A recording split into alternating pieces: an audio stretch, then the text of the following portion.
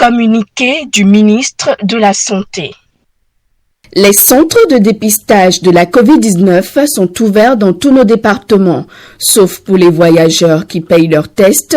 Le dépistage et le traitement sont entièrement gratuits au Bénin. Vous avez le moindre soupçon, vous ressentez le moindre symptôme, n'hésitez donc pas. Rendez-vous dans ces centres pour bénéficier d'une prise en charge adéquate et gratuite. Ceci vous évitera, si vous êtes positif, les complications mortelles et permettra de ne pas exposer vos proches ainsi que les autres personnes que vous rencontrez dans vos activités. Pour tout savoir sur l'épidémie du coronavirus au Bénin, rendez-vous sur le site web www.gouv.bj/coronavirus.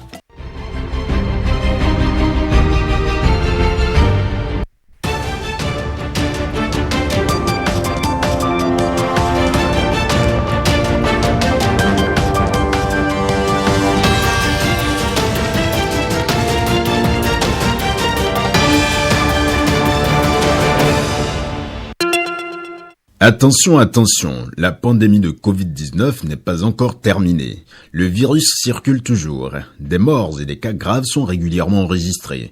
Que faire pour ne pas contracter le virus? Il faut respecter les gestes barrières, c'est-à-dire porter systématiquement le masque en tout lieu public et dans toutes les situations à risque. Éviter les regroupements. Observer la distance de sécurité d'1 mètre au moins entre individus. Se laver fréquemment les mains à l'eau et au savon ou les désinfecter avec du gel hydroalcoolique. Nettoyer régulièrement les surfaces ou objets avec lesquels les mains peuvent être en contact, à savoir table, téléphone portable, poignée de porte, volant ou guidon lorsqu'on n'est pas seul à conduire les véhicules ou que les objets sont manipulés par plusieurs utilisateurs. Pour tout savoir sur l'épidémie du coronavirus au Bénin, rendez-vous sur le site web www.gouv.bj/coronavirus. Ceci est un message du gouvernement de la République du Bénin. Bonjour à tous. Dans l'actualité ce 13h, le Bénin qui a réceptionné ses premières doses de vaccins à l'aéroport Cardinal Bernardin Ganty à Kadjiron. Il faut noter que la réception a été assurée par une délégation composée du ministre de la Santé et des membres de l'initiative COVAX. Jean-Claude James nous en dit plus. Regardez. Parmi tous les colis de cet avion, ce colis COVAX ravit la vedette aux autres grâce à son contenu. 144 000 doses de vaccin AstraZeneca contre la COVID-19 réceptionnées par une forte délégation conduite par le ministre de la Santé. Nous venons de recevoir le premier lot des vaccins de l'initiative COVAX qui a été mise en place dans un effort de solidarité internationale pour appuyer nos pays pour contrer la pandémie de la COVID-19. Ce premier lot est constitué de 144 000 doses de vaccins. Ce lot fait partie d'une première arrivée, bien sûr, parce que d'autres vont suivre pour atteindre les 790 000 prévus pour le Bénin. Je voudrais rassurer les populations que parallèlement à cette arrivée, le gouvernement du Bénin a prévu sur le budget national l'acquisition d'autres doses de vaccins qui vont arriver dans les tout prochains jours. Ces doses mises ensemble vont nous permettre de couvrir l'ensemble des cibles prioritaires qui ont été identifiées, notamment les agents de santé, surtout ceux qui sont au front dans les centres de traitement de l'épidémie, les autres agents également qui sont dans les structures sanitaires, les personnes âgées de plus de 60 ans, ainsi que les personnes qui sont porteuses de comorbidités, que ce soit le diabète, l'hypertension artérielle, l'asthme, la drépanocytose et d'autres. Je voudrais vous rassurer qu'il y aura une distribution équitable et surtout gratuite de ces vaccins pour couvrir l'ensemble de ces cibles prioritaires et pourquoi pas pouvoir atteindre à terme au moins 60% de la population pour prétendre à l'immunité collective. Ces cibles identifiées représentent un total de 70 000 personnes qui seront vaccinées grâce à ce premier lot. C'est un grand pas dans la lutte contre cette pandémie au Bénin qui réjouit tous les membres de l'initiative COVAX, bien représentés pour la circonstance. C'est ici l'opportunité pour moi de saluer et de rendre hommage au gouvernement du Bénin, à travers vous, Monsieur le ministre, pour le leadership qui a été assuré dans le cadre de la gestion effective et efficace de cette pandémie dans la prévention et la prise en charge des cas, un modèle pour bien d'entre nous, non seulement au niveau régional, mais mondial. La vaccination reste un maillon important dans la lutte contre cette pandémie. Et c'est pourquoi la première dotation en vaccins reçue aujourd'hui via l'initiative COVAX de 144 000 doses, avec du matériel d'inoculation composé de 145 000 seringues autobloquantes et 1450 boîtes de sécurité, constitue ainsi que ce vaccin pourra être aussi conservé dans les conditions de conservation existantes dans le pays, entre 2 degrés et 8 degrés. Nous-mêmes, la Banque mondiale, on va continuer de l'appui. On a encore 30 millions de dollars de vaccins qui vont arriver sous peu, plus ce que le gouvernement mobilise, etc. Donc je pense que bientôt, au niveau du pays, on va vacciner, comme le veut le gouvernement, la grande majorité de la population, au moins 60%, pour qu'on ait une immunité collective. Cette réception est un symbole de victoire qui suscite l'engagement d'autres partenaires du Bénin. Je suis vraiment honoré d'être ici parce que, voyez-vous, en accueillant le premier lot de vaccins anti-Covid-19, nous célébrons un symbole qui nous encourage beaucoup à aller de l'avant. C'est pour ça que je salue les efforts du gouvernement et de tous les acteurs engagés dans la lutte contre la Covid-19 pour cette étape décisive. Je remercie donc les partenaires techniques et financiers, le gouvernement, l'ensemble des agences du système des Nations Unies, surtout l'OMS et l'UNICEF. L'initiative COVAX à laquelle le Bénin a adhéré est un bel exemple de partenariat. C'est donc vous dire que le vaccin que nous accueillons, que nous réceptionnons ce soir, est le fruit du multilatéralisme et de la coopération internationale qui vise à faire du vaccin Covid-19 un bien public mondial. C'est pour ça que je réitère l'engagement des Nations Unies à accompagner le gouvernement et les acteurs sur cette voie-là. Et je forme le vœu que dans un futur proche, nous nous rencontrions tous acteurs ensemble pour fêter l'immunité collective au Bénin. Mais avant cette célébration, c'est le leadership du président de la République qui est salué. Permettez-moi, avant tout propos, Monsieur le ministre de la Santé, de transmettre à travers vous, à son Excellence, Monsieur le Président de la République, toutes les vives félicitations de Dr Matshidiso Moeti, la directrice régionale de l'Organisation mondiale de la santé pour l'Afrique, pour l'action efficace menée par le gouvernement du Bénin qui a abouti à la réception officielle des premières 144 000 doses de vaccins contre la Covid-19 ce jour, mercredi 10 mars 2021 à Cotonou. En effet, la date du 10 mars 2021 sera marquée d'un saut particulier dans les annales de l'histoire du Bénin en ce qui concerne la lutte contre la pandémie de la Covid-19. Ce vaccin AstraZeneca, fabriqué par l'Institut Serum en Inde, comme tous les autres vaccins contre la Covid, suscite parfois des réticences au sein de la population. Mais le ministre Benjamin Nkpati rassure.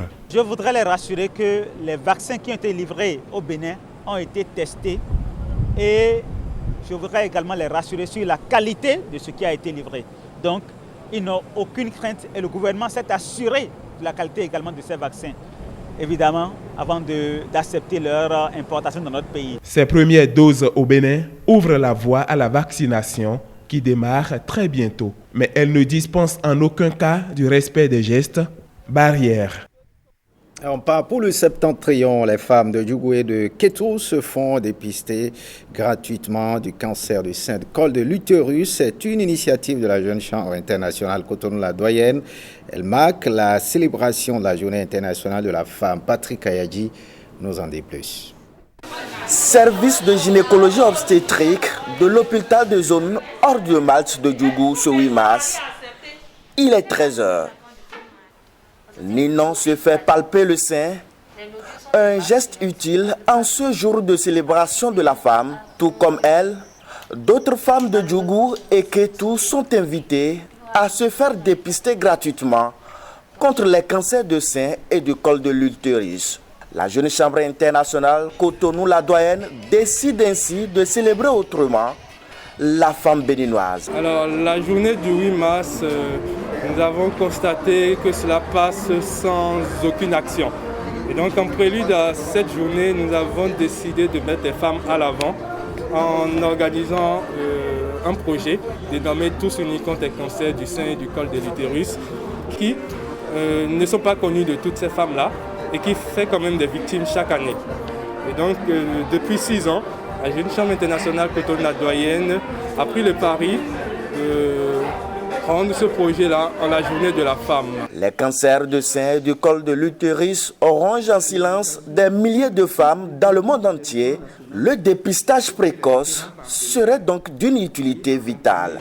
Je lance ici même un appel à toutes les femmes, jeunes et moins jeunes, pour subir régulièrement un contrôle gynécologique et une mammographie, qui est reconnu comme le meilleur moyen de dépister de façon précoce le cancer. Soyez convaincus que le personnel des services de gynécologie obstétrique et de l'imagerie médicale ont déjà pris à bras le corps cette phase de dépistage. Le cancer du col de l'utérus ne prend pas vécu. Le cancer du col de l'utérus ne prend pas le bus. C'est en nous tous les jours.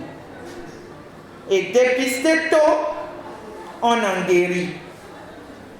Dépister tardivement, je ne voudrais pas continuer la phase.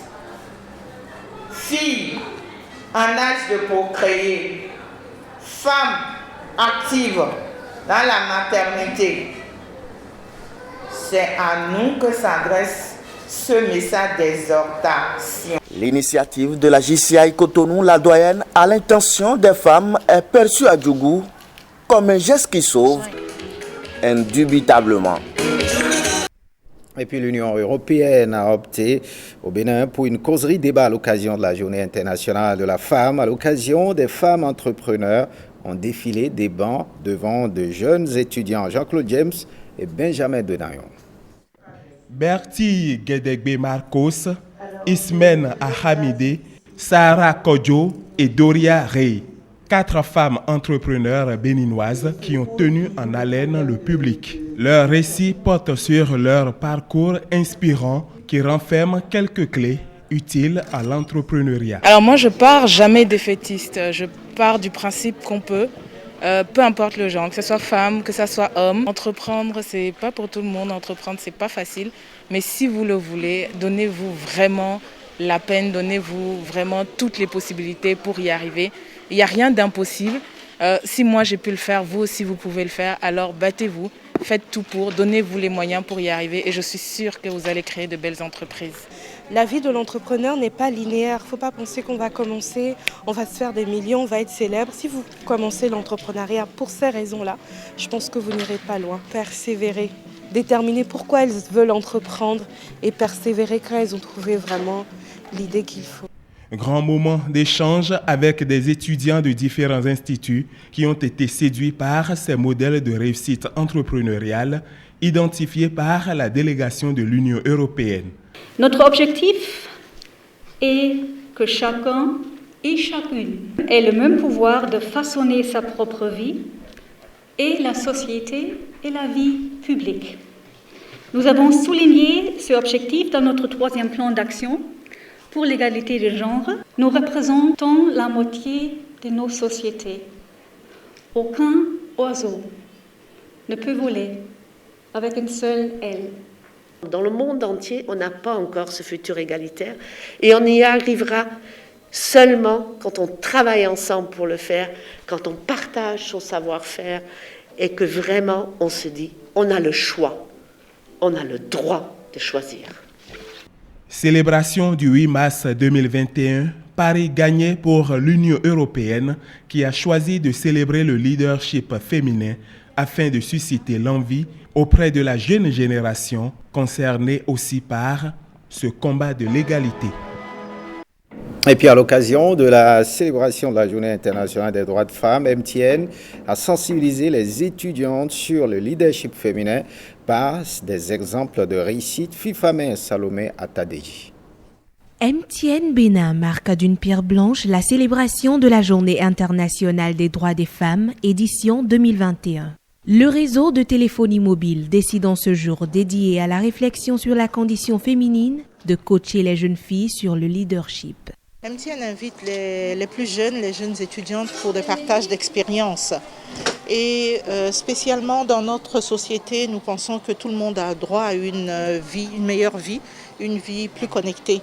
Donc cette année, nous avons spécialement pensé inviter les étudiants qui sont dans le domaine de l'informatique et de la technologie pour partager avec eux tout ce que nous faisons et voir aussi qu'est-ce que nous pouvons faire de mieux pour avoir cette meilleure vie.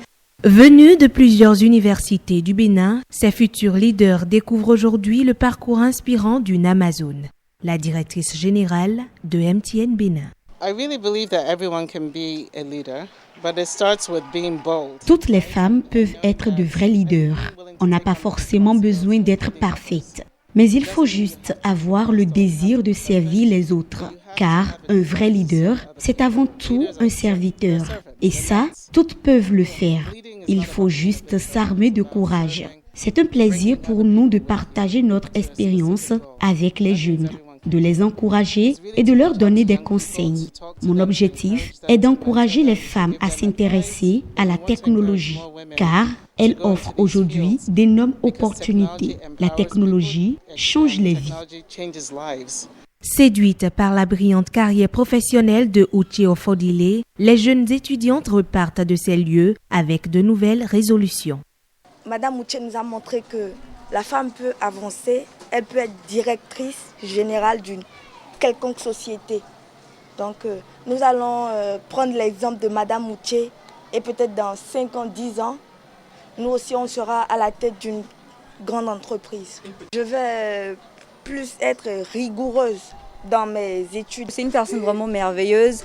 Elle nous a vraiment montré l'exemple. Par ce genre de personnes qui aboutissent à leurs projets, qui deviennent des leaders, c'est vraiment aussi mon objectif à moi, de voir une personne comme elle un jour. Cette initiative est à sa 3e édition et MTN Bénin s'engage à ne pas s'arrêter en si bon chemin. On reste avec la genre féminine, leadership féminin, l'épanouissement de la femme en période de Covid-19. Quelles sont les grandes perspectives, les directives? Donc, le thème a focalisé les attentions au cours d'une causerie débat au siège de la Fondation Éducateur à Porto Novo, mercredi dernier, Brissombo et Firme Bassao. Des femmes leaders ayant joué des rôles importants à divers niveaux dans le domaine du leadership féminin, conviés à partager avec le public leur expérience et savoir-faire sur le leadership féminin. La Fondation Éducateur marque ainsi d'un cachet spécial la Journée internationale de la femme. La date du 8 mars n'est plus qu'une simple célébration de la Journée de la femme, mais une commémoration des luttes portées par ces femmes pionnières dans la défense des droits de la femme. L'objectif de cette journée de réflexion est d'identifier les freins liés à l'épanouissement de la femme et de proposer les actions concrètes à mener pour lever ces freins. Leadership, c'est l'exercice du leader. C'est aussi la capacité à être ambassadrice. Une ambassadrice, c'est celle qui porte l'information et qui regroupe autour de l'information des gens capables de soutenir. C'est toutes les femmes qui se retrouvent à divers niveaux de leur corporation. Elles exercent un métier, elles exercent un savoir-faire, en fait c'est ça, qu'elles maîtrisent bien. Et du coup, du fait qu'elles ont la maîtrise de la connaissance qu'elles ont, elles deviennent leaders dans leur domaine. Prière, causerie, débat, projection des grandes réalisations de la Fondation Éducateur sur les 2 ans de son existence, rien n'est oublié.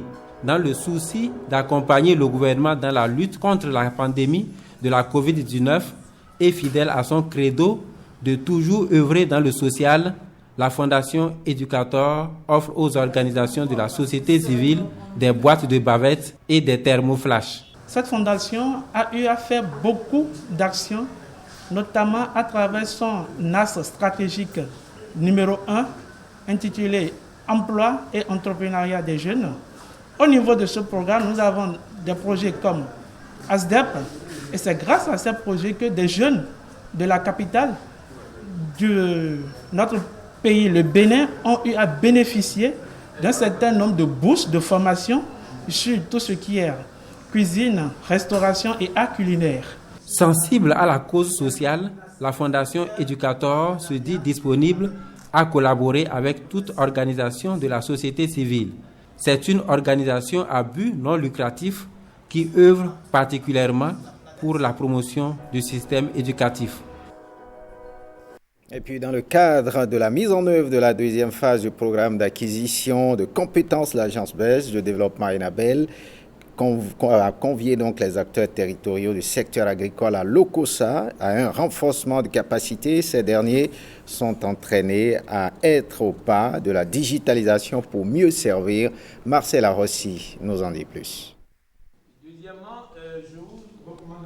3 jours de formation assidue pour ces cadres dirigeants des structures déconcentrées du ministère chargé de l'agriculture. Leur rôle ayant beaucoup évolué suite aux profondes mutations intervenues dans ce secteur. De la planification territoriale aux investissements et à l'appui aux organisations professionnelles, chacun des principaux acteurs est ici mieux outillé pour jouer efficacement son rôle. Le projet s'est préoccupé de la qualité de cette formation, afin qu'elle soit la plus pratique possible, en vue d'outiller véritablement les porteurs de fonctions à améliorer significativement leurs pratiques professionnelles, notamment donc en matière d'organisation efficace des boîtes de réception, en matière de planification et suivi grâce à Google, Outlook, Task, Planner, dans la mise en œuvre de vos tâches pour une meilleure productivité, la préparation et l'organisation de réunions en ligne, avec notamment certains outils comme Meet, Teams, le travail collaboratif et l'usage d'outils modernes pour collaborer avec vos agents, vos collègues et votre hiérarchie. C'est ainsi qu'en plus du consortium Talent Plus, Afrique Conseil et Increase, chargé d'animer la formation mandat, est donné aux personnes ressources rompues à la tâche dont un cabinet d'expertise en ingénierie de la formation pour l'assurance qualité des sessions que vous suivez. Au titre des réformes engagées dans le secteur agricole, figure en bonne place la modernisation des outils de travail au niveau de l'administration publique qui devrait s'améliorer par l'utilisation des outils digitaux. Et la présente session n'est qu'une réponse du besoin exprimé par les acteurs eux-mêmes. Cette formation contribuera, j'en suis convaincu, à améliorer la fourniture d'un service de qualité au public en introduisant les outils digitaux dans les méthodes de travail et modes de fonctionnement dans une logique de gestion axée sur la performance de reddition de comptes et de réalisation des objectifs de production qui vous ont été assignés par le gouvernement. Je voudrais remercier l'Union européenne pour son appui à travers le programme d'appui au développement durable du secteur agricole PADSA, Enabel pour son soutien constant. Il est prévu que cette session soit suivie de plusieurs autres et surtout d'une phase d'accompagnement pratique des acteurs en situation réelle de travail. Attitude de certains chefs d'État suite au dernier développement de l'actualité, des comportements que déplorent des citoyens rencontrés dans les rues de Cotonou. Lenaï Kagbazaou a promené son micro, regardez. Les anciens présidents qui se comportent de la sorte, moi je trouve que ce n'est pas du tout sage de leur part. Ce que nous entendons sur les réseaux sociaux ne nous agrée pas. Parce que, qu'on le veuille ou non, c'est des gens qui ont exercé à un certain niveau de responsabilité dans ce pays. Et quand ceux-là en viennent à poser certains actes, ce n'est pas bien. Ce n'est pas des exemples pour la jeunesse. La jeunesse a besoin de repères.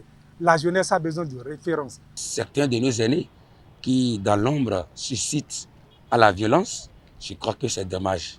Parce que nous devons avoir un seul objectif, c'est-à-dire prôner la paix et le développement pour notre pays. Nous n'avons rien à gagner dans la violence, dans des tapages inutiles. Nous sommes dans un état de droit. Lorsque vous voyez que quelque chose ne va pas, la meilleure voie, la voie la plus autorisée, c'est la justice. C'est la justice. Vous allez vous confier à la justice pour voir si ce que vous dites est bien, si c'est légitime, c'est légal, la justice va trancher. Mais demandez maintenant, descendre dans les rues, inciter la population, la violence ne construit pas, la violence détruit au contraire. Et je voudrais dire sincèrement à nos aînés, aux anciens présidents, de cesser très rapidement parce qu'ils ont tout eu du pays déjà. Ils n'ont qu'à laisser la jeunesse évoluer aussi. On ne devient pas chef d'État qui veut. On est chef d'État parce que quelque part Dieu a donné son onction. Et quand vous avez eu cette chance-là, normalement votre pays doit en profiter. On ne doit pas être en train d'assister à des soulèvements, on ne doit pas être en train d'assister à des actes de manipulation de la jeunesse. Je ne vois pas pourquoi on peut demander à son prochain d'aller faire de la violence. Ça ne s'entend pas. Et je voudrais même demander à toute la jeunesse de fermer les oreilles, de ne pas entendre ça, de fermer hermétiquement les oreilles, parce que ce n'est même pas bon à entendre. Et c'est des parents qui le font. Moi, ça me cœur, ça me fait mal et ça me fait pleurer. C'est ceux-là qui devraient être les porteurs de meilleurs messages, les porteurs de messages de paix, les porteurs donc de la vie en communion. La mission première qui incombe à ces anciens présidents, c'est rester dans leur coin, chacun dans son coin, et de demander maintenant, parce qu'ils sont tous des patrons de partis politiques, inviter et convoquer la réunion et discuter avec les différentes formations politiques, la conduite à tenir.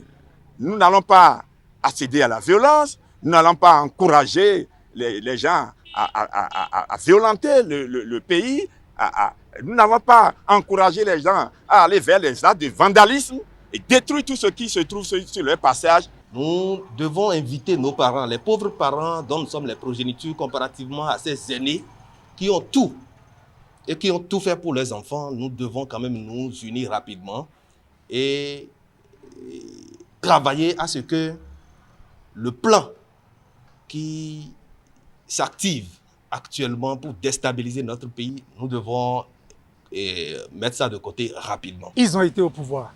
On ne doit pas être en train d'assister à une scène où on a tendance à croire que l'objectif est de tout faire pour abattre celui qui est là. Nous sommes un peuple pauvre, un pays pauvre. Dès que ça va commencer, nous irons où? Mais ils seront les tout premiers à prendre les premières occasions pour quitter le pays. Et la masse va faire les frais. C'est le peuple qui va faire les frais en cas de Kessilia. Avec ces agitations, nous n'allons pas condamner en son temps le gouvernement.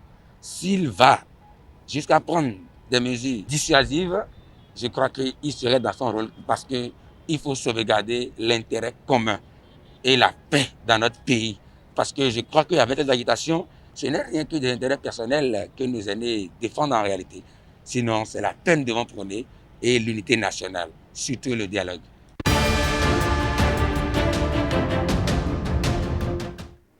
Suivez à présent l'actualité hors de nos frontières, une compilation de Génie à la Fouda, mon cher Bouka.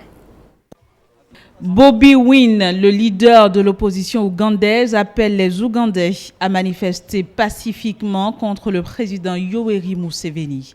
Un appel lancé depuis le siège de son parti, la plateforme d'unité nationale. Je veux vous demander à tous, mesdames et messieurs, chers concitoyens, de vous lever pacifiquement et sans armes. Je le répète, je vous demande de vous lever pacifiquement, sans armes et de manifester contre le régime qui nous a opprimés.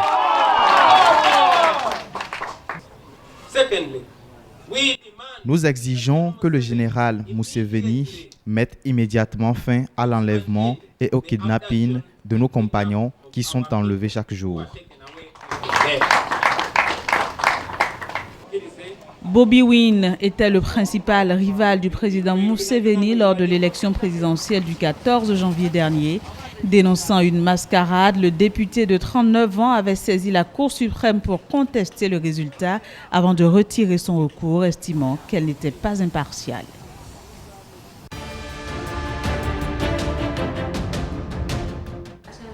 Le Soudan a commencé à vacciner son personnel médical contre le Covid-19. Arrivé à Khartoum le 3 mars, ce premier lot comprend 828 000 doses du vaccin anglo-suédois AstraZeneca. À en croire l'UNICEF, le Soudan est le premier pays d'Afrique du Nord et du Moyen-Orient à avoir reçu des doses du sérum acquises via le dispositif COVAX, créé par l'Organisation mondiale de la santé au bénéfice des pays les plus démunis. Aujourd'hui, nous avons commencé la première phase de la campagne nationale de vaccination. La première phase vise 3% de la population. Nous avons suffisamment de vaccins pour 1,45 million de personnes, c'est-à-dire le personnel de santé travaillant dans tous les centres de santé du Soudan, y compris les hôpitaux, les centres d'isolement, les équipes d'intervention rapide et les laboratoires médicaux, c'est-à-dire tous les établissements de santé du Soudan, en plus de ceux qui ont plus de 45 ans et qui souffrent de maladies chroniques. La phase commencera le 15 mai et 15% de la population sera vaccinée, ce qui inclut les cadres entrant en contact direct avec le public, tels que les employés de banque, les policiers, les employés des transports, les fonctionnaires et les professeurs des écoles et des universités.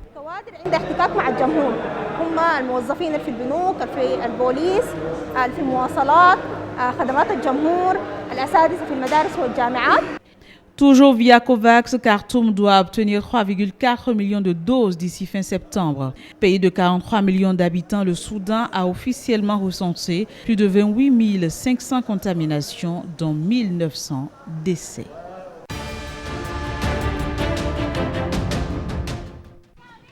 Pendant ce temps, en Birmanie, les forces de sécurité ont lancé ce mercredi un raid à Rangoon contre des cheminots grévistes qui participent au vaste mouvement de désobéissance civile contre la junte. Plusieurs centaines de policiers et de soldats se sont déployés autour de l'enceinte où réside le personnel ferroviaire de la gare Marlagoon dans l'est de la capitale économique. Environ 800 employés des chemins de fer dans cette gare sont impliqués dans le mouvement de désobéissance civile. Médecins, enseignants, employés des compagnies d'électricité, cheminots et de nombreux fonctionnaires ont cessé le travail depuis le coup d'État du 1er février qui a renversé le gouvernement civil d'Aung San Suu Kyi. Ce mouvement fragilise davantage l'économie birmane, déjà en mauvaise posture. Béninoises, Béninois, la Covid-19 tue lorsque les cas positifs ne sont pas diagnostiqués à temps. Pour éviter d'en être victime, le dépistage précoce est la solution. Il est indispensable d'aller en consultation dès l'apparition du moindre symptôme. Pour rappel, les signes courants qui font penser à la Covid-19 peuvent être la fièvre, la perte du goût ou de l'odorat, l'éternuement, l'écoulement nasal, la toux, l'irritation de la gorge, les difficultés respiratoires, etc. Dès l'apparition de l'un quelconque de ces signes ou de plusieurs à la fois, rendez-vous immédiatement dans l'un des centres de dépistage ouverts sur toute l'étendue du territoire national ou dans un centre de santé ou appelez le numéro vert 136. Pour tout savoir sur l'épidémie du coronavirus au Bénin, rendez-vous sur le site web www.gouv.bj/coronavirus. Ceci est un message du gouvernement de la République du Bénin. Ce journal se refait. Merci de l'avoir suivi. Bonne suite des programmes sur l'ORTB. Passe sans vous.